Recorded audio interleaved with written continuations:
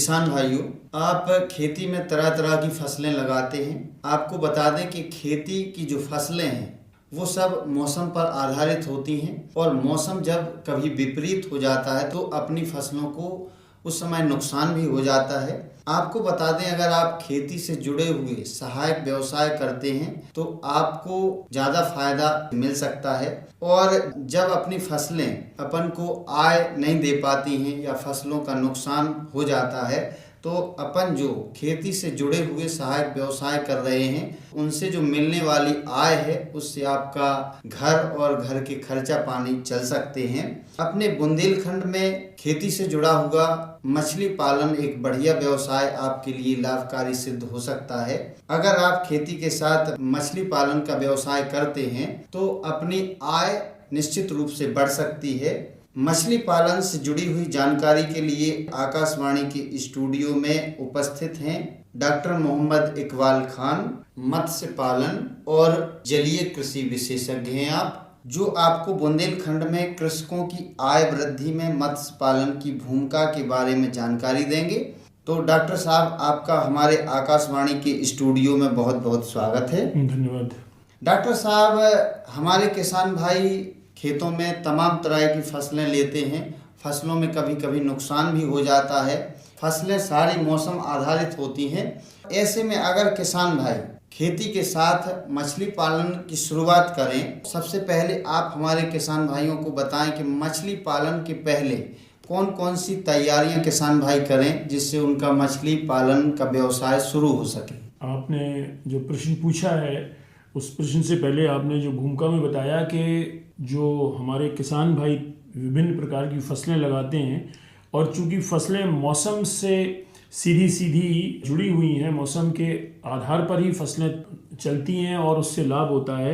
और वर्तमान में जो ग्लोबल वार्मिंग जी उसके वजह से तमाम मौसम में बदलाव आए हैं। बेमौसम बारिश हो जाती है, गर्मी जो है बेतहाशा हो जाती है, सर्दी के मौसम में गर्मी पड़ने लगती है, गर्मी के मौसम में पानी भी बरस रहा है, सर्दी भी हो रही है। तो ये सारे जो बदलाव हुए हैं मौसम में उससे कृषि बहुत प्रभावित हुई है। और निश्चित रूप से जब कृषि प्रभावित हुई है तो वो कृषक भी प्रभावित हुआ है, बल्कि पूरी सामाजिक जो संरचना है उस पर प्रभाव पड़ा है जी। आर्थिक संरचना बिगड़ गई है गाँव की। तो उसमें मत्स्य पालन एक बहुत बड़ी भूमिका निभा सकता है। अगर कृषक अपने परंपरागत जो कृषि करते हैं उसके साथ साथ अगर साथ में मत्स्य पालन भी रखते हैं तो उनके लिए ये एक तरीके का बैलेंसिंग हो जाएगा जी। अगर कृषि में नुकसान होता है, बेसमय बारिश हो गई है, ओले गिर गए हैं, बुआई के समय पानी गिर गया, बुआई नहीं हो पाई है। बहुत से लोगों की शिकायत ये है कि पानी इधर इतना हो गया कि मूंगफली की बुआई नहीं हो पाई है। बहुत से लोग ये शिकायत होती है कि बिल्कुल फसल कटने के लिए चैत तैयार रहेगी। असल में मत्स्य पालन की जो सबसे बड़ी इस समय विशेषता है वो ये है कि मत्स्य पालन अब परंपरागत तरीके का मत्स्य पालन नहीं रहा है, इसने उद्योग का रूप ले लिया है जी।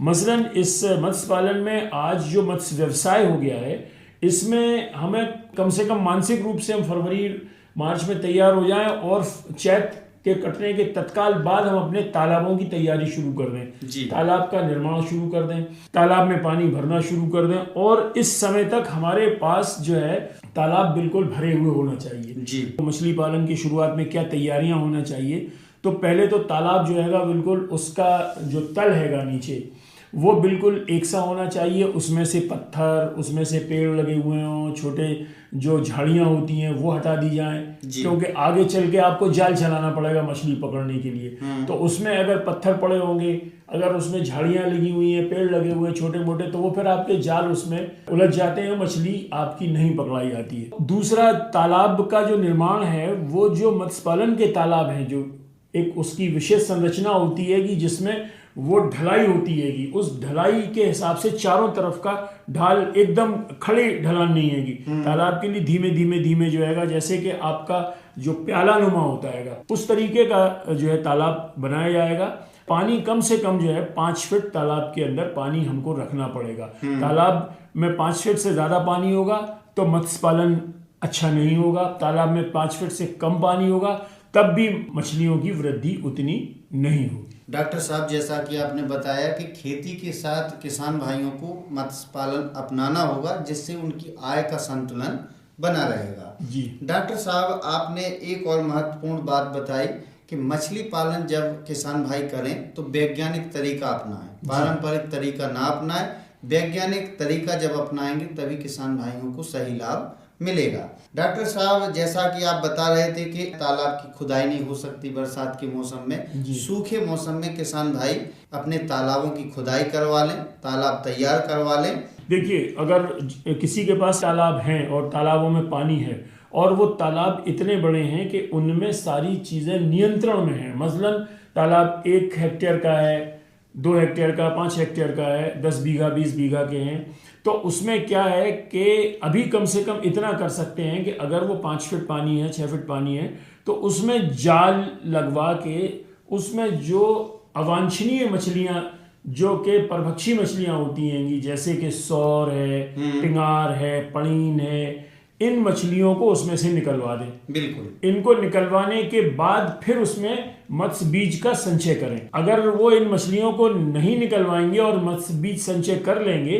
तो ये जो मांसाहारी मछलियां हैं, तो ये मांसाहारी मछलियां उस सारे मत्स्य बीज को, मछली के बच्चे को खा जाएंगी और आप अंत में अनुमान ही लगाते रहेंगे कि अरे हमने तो 50,000 बच्चा डाला था, इसमें से मछली तो नहीं निकली 2 कुंटल भी। तो इसलिए जो है कि इस समय जिनके पास तालाबों में पानी है, वो पहला काम ये करें कि जितनी भी मछलियां उसमें इस समय मौजूद हैं उन सबको जाल चलवा के, एक बार नहीं कम से कम 6 बार जाल चलवा के सारी मछलियों को कांटे लगा के, जितनी भी तरीके से मछलियां पकड़ी जाती हैं, वो दावनी एक तरीका होता है, वो कांटा लगा के और जाल से पकड़वा के मछलियों को बाहर करवा दें और इसके बाद मत्स्य बीज संचय करें। बिल्कुल डॉक्टर साहब, आपने बहुत अच्छी बात किसान भाइयों को बताई कि जिन किसान भाइयों के पहले से तालाब तैयार हैं और उनमें पानी भर गया है, तो उनमें से अनावश्यक जो मछलियां हैं उनको हटा दें। इसके बाद फिर मछली पालन के लिए जो बीज डाल रहे हैं, मछली का बच्चा डाल रहे हैं, वो डालें। अब हम उन किसान भाइयों की बात करना चाहेंगे जो किसान भाई इस समय बच्चा डाल के मछली पालन कर रहे हैं, तो इस मौसम में वो क्या खास देखभाल करें जिससे कि उनकी मछलियां अच्छी बढ़वार कर सकें। देखिए, जिन किसान भाइयों ने अपने तालाबों में इस समय मत्स्य बीज का संचय कर लिया है जी, उनके लिए विशेष रूप से पहला तो ये है कि अगर वो पूरक आहार दे रहे हैं तो पूरक आहार की मात्रा वो अपनी दिन में 3 बार खाना खिलाएं, एक समय खाना नहीं खिलाएं जी। वो सुबह खिलाएं खाना, दोपहर के खाना खिलाएं और शाम के पूरक आहार मछलियों को दें। दूसरा ये है कि समय समय पर तालाब में, आज के समय में बाजार में बहुत सारे जो है कीटनाशक जो मछली व्यवसाय में उपयोग हो रहे हैं, वो उसका उपयोग करें, चूने का भी उपयोग करें। और इसके अलावा जो मछलियां उन्होंने डाली हुई हैं उनका 15 दिन में जाल चलवा के उनमें कितनी वृद्धि हो रही है ये भी देखते रहें। और अगर पानी बहुत तेज बरस रहा है तो ये भी ध्यान रखें कि उस तालाब में किसी दूसरे नाले से पानी ना मिल जाए, और अगर ऐसा है कि उससे पानी निकल रहा है ओवरफ्लो होने में, तो वहां पे जाली लगा के रखें, जिससे कि जो मछलियां बाहर है नाले में, जो मांसाहारी मछलियां हैं वो प्रवेश ना कर जाएं तालाब में, तो जाली लगा के रखें और इन मछलियों को बाहर निकलने से रोकें। डॉक्टर साहब, आपने किसान भाइयों को बढ़िया बात बताई कि अपने तालाब में जो मछलियां आपने डाल रखी हैं उनका 10-15 दिन के अंतराल पर निरीक्षण करते रहें कि इनमें कोई बीमारी तो नहीं लग रही है या ये बढ़वार कितनी कर रही हैं। ये सब जानकारी समय समय पर किसान भाई लेते रहें। डॉक्टर साहब, अब हम आपसे जानना चाहेंगे कि समय समय पर मत्स्य पालकों के लिए योजनाएं चलाई जाती हैं, तो इस समय किसान भाइयों के लिए मछली पालन से जुड़ी हुई क्या योजनाएं चल रही हैं और किसान भाई उन योजनाओं का कैसे लाभ ले सकते हैं? देखिए, मैं आपको बताऊं, ये बहुत ही हर्ष का विषय है कि मत्स्य पालन को बढ़ावा देने के लिए, मत्स्य व्यवसाय को बढ़ावा देने के लिए प्रधानमंत्री मत्स्य संपदा योजना जो इस वर्ष तक लागू थी, और उसमें पोर्टल समय समय पर खुलता था प्रत्येक वर्ष, जिसमें तालाब निर्माण, बायोफ्लॉक निर्माण और recirculatory aquaculture system RAS system में उसका मिनी RAS, मध्यमकारी RAS, बड़ा RAS, और मछलियों का आहार बनाने वाली फीड मिल, और मछलियों को एक जगह से दूसरी जगह ले जाने के लिए इंसुलेटेड वाहन जी, और रीफर, यहाँ तक के छोटे मत्स्य पालकों के लिए मोटरसाइकिल पे आइस बॉक्स, इसका भी प्राविधान था। बहुत सारी योजना में रंगीन मछलियों के लिए और मछली की हैचरी, मछली का बच्चा निकालने के लिए जो हैचरी कहलाती है, वो हैचरी के निर्माण के लिए, ये सारी जो मछली से जुड़े हुए व्यवसाय के विभिन्न आयाम हैं, उन पे प्रधानमंत्री मत्स्य संपदा योजना के अंतर्गत पिछले 5 वर्षों से बराबर जो है योजनाएं संचालित की जा रही हैं और ये इसको राज्य स्तर से संचालित की जाती है। प्रधानमंत्री मत्स्य संपदा योजना है, इसमें अच्छी खासी सब्सिडी अनुदान दिया जाता है जी। अनुदान के इसमें 2 श्रेणियां हैं। पहला है सामान्य लोगों के लिए और पुरुषों के लिए योजना की लागत का 40% सब्सिडी दी जाती है। मसलन अगर 1 लाख रुपए का खर्चा है किसी भी प्रोजेक्ट पे तो उस पे 40,000 रुपए का अनुदान दिया जाता है। और अगर महिला है या अनुसूचित जाति का व्यक्ति है तो उसको 60% का अनुदान दिया जाता है जी। किसी भी योजना में, ये सारी योजनाओं के लिए सामान्य है। इसमें पूर्व में लोगों ने बहुत लाभ उठाया, काफी बहुत सक्सेसफुल और जिसको कहना चाहिए सफल मत्स्य पालक इसमें जो हैंगे वो निकल रहे हैं। आपने बताया कि योजनाओं पे अनुदान दिया जा रहा है और इस छूट का किसान भाई लाभ ले सकते हैं। एक बात हम यहाँ जानना चाहेंगे कि तालाब अगर तैयार करवाना चाहें किसान तो उसके लिए कहाँ संपर्क करें? देखिएगा, इसमें जिला स्तर पे सहायक निदेशक कार्यालय है जो इस समय झांसी में इलाइट के पास है और उप निदेशक कार्यालय में संपर्क स्थापित कर सकते हैंगे। वहां से पूरा मार्गदर्शन प्राप्त हो जाएगा, उसमें सारा उनको बता दिया जाएगा किस प्रकार से। डॉक्टर साहब, चलते चलते हम आपसे जानना चाहेंगे कि मछली पालन में तकनीक का क्या महत्व? देखिए, मछली पालन में तकनीक की अगर आप आज की तारीख में बात करें तो 1960 के तुलना में आज मछली पालन कृषि नहीं रहा, आज उद्योग हो गया है। और मछली पालन में अब एरेटर्स की भूमिका हो गई है। पानी के अंदर ऑक्सीजन की कमी को एरेटर्स पूरा कर देते हैं। पानी के अंदर प्रोबायोटिक का यूज होने लगा है जी। प्रोबायोटिक बहुत महंगी दवा है एक तरीके से। पानी के अंदर पॉन्ड सैनिटाइजर यूज किए जाने का उपयोग होने लगा है जी। पानी के अंदर जो है सॉइल प्रोबायोटिक का भी उपयोग किया जाने लगा है और आपके जो नीचे गाद जमा हो जाती है उसको बाहर करने के लिए स्लज रिमूवर भी यूज किए जाने लगे। तो टेक्नोलॉजी ने बहुत कमाल किया है, मछली उत्पादन में बहुत बेतहाशा बढ़ोतरी हुई है, आय में बहुत वृद्धि हुई है। डॉक्टर साहब, आपने अच्छी बात किसान भाइयों को बताई कि मछली पालन जब करें तो तकनीकी रूप से करें और तकनीक का जितना ज़्यादा इस्तेमाल किसान भाई करेंगे उतना ज़्यादा फायदा मछली पालन में मिलेगा।